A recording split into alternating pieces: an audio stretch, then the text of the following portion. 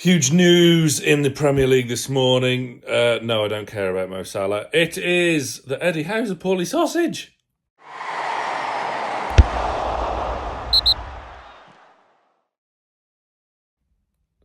Yes, welcome back, team. Welcome along. Eddie Howe is a poorly sausage, bedridden. Hence why Jason Tyndall was unleashed to do the pre-match presser.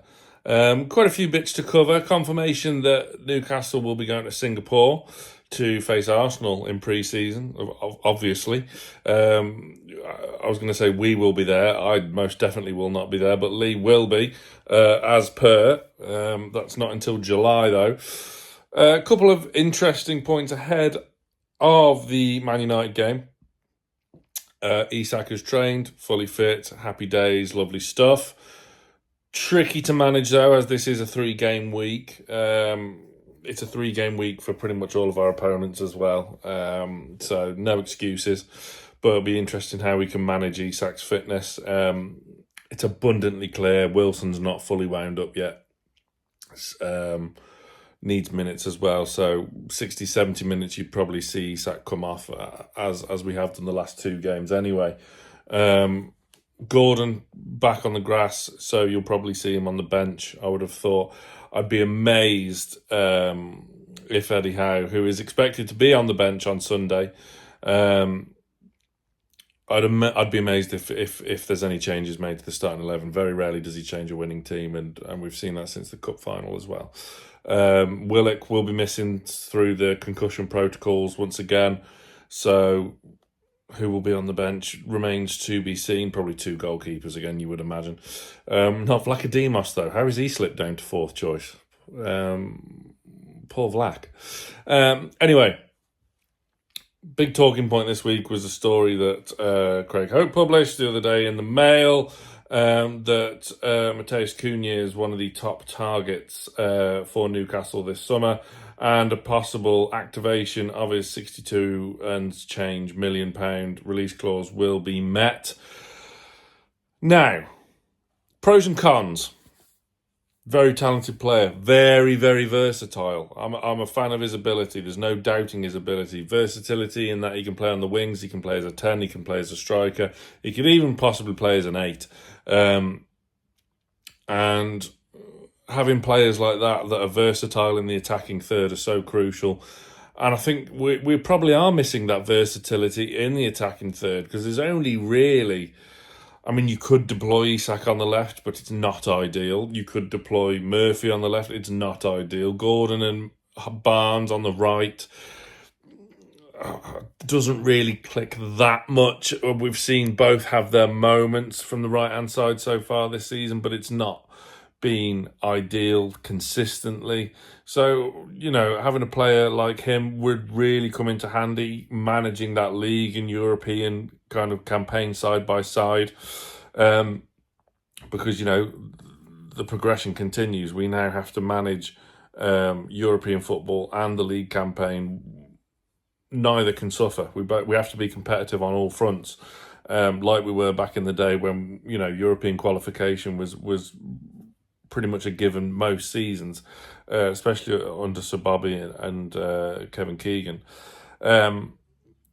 Negatives: does he fit the club's kind of no dickheads policy? Now, we've seen him have bans twice this season. That doesn't necessarily mean he's a dickhead. Yes, it's a minor concern, particularly with the incidents at Ipswich or whatever. However, what I would say to that is, we have Joe Linton, who caused a ruckus and got sent off in a pre-season friendly. So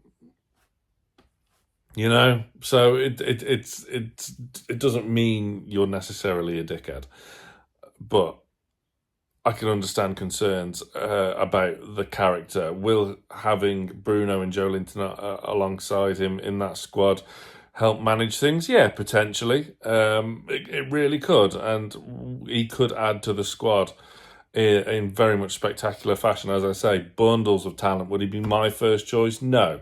You know full well who my first choice is, and it's Kubo from Sociedad, who I continue to be a big fan of. Would he be? He'd probably be cheaper than Cunha as well. who would have been leaving Wolverhampton regardless this summer, I feel. That new contract he signed just was a pointless exercise on Wolves' behalf when you're incurring those kind of release clauses.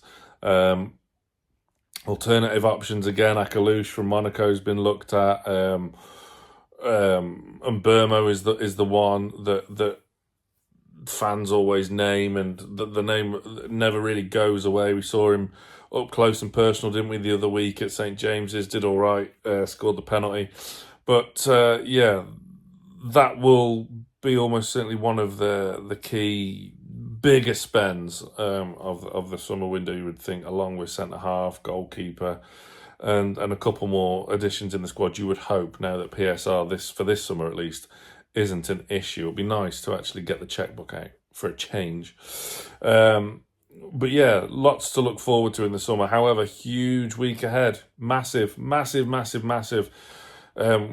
slip-ups can be afforded. It is so tight around third to ninth. So one slip up and you're in a spot of bother, aren't you? We need to be that team that grasps the candle and bangs on, and goes forward and keeps securing 3 points and make ourselves get into the Champions League. Pure and simple. I mean, personally speaking, if we miss out, we miss out. We've won silverware. And we've always had the argument in seasons gone by, would you rather top four or a trophy? And the answer's majority is the same when we have that trophy. To get both, it will be the best season of our lives, probably. There's no real doubt about it. So we're in good shape. Injuries need to be avoided, of course, and it will be interesting to see how that squad is managed. Missing Willock in midfield as to bring on, he was fantastic off the bench against Brentford. Such energy, pace, vigour, and same at the cup final. He was great.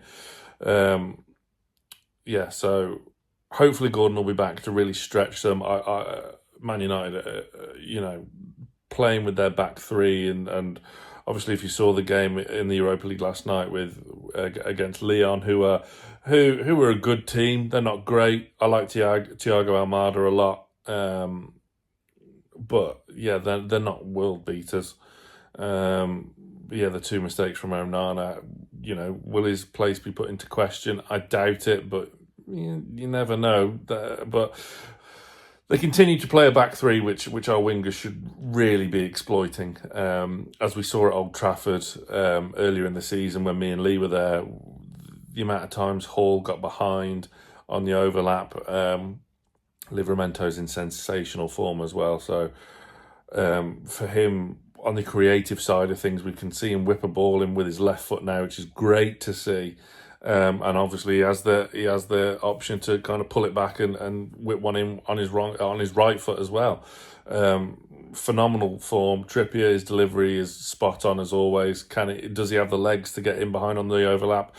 Yes, but not as often as Livramento will be. And then if Gordon is fit off the bench, then you've got tremendous bursts of pace against tired legs with 20 minutes to go, something like that. Crystal Palace will be a different animal.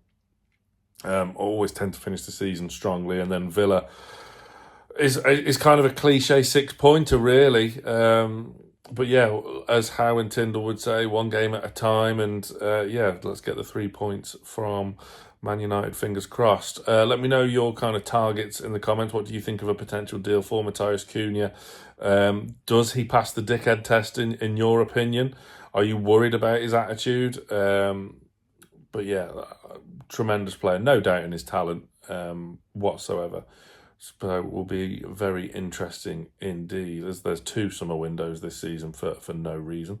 Well, there is the reason, the Club World Cup, but it's pretty petty. But anyway, if you don't like Cunha, let me know who you want instead. Fingers crossed for a big win on Sunday. And as always, stay tuned to NFTV.